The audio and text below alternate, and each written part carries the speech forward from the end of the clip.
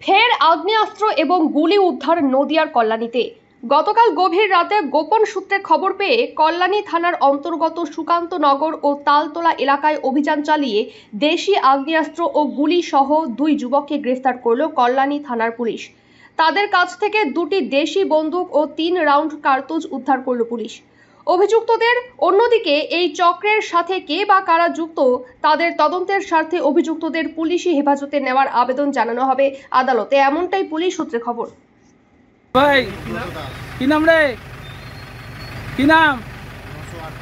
আরে কি কেসে ধরেছে তোদের? কে? হ্যাঁ কি কেসে ধরেছে? হ্যাঁ ফাঁসানো হয়েছে। কি কেসে? আর্মস কেসে। কবে ধরেছে? কোথা থেকে ধরেছে? হ্যাঁ নাম কি রে?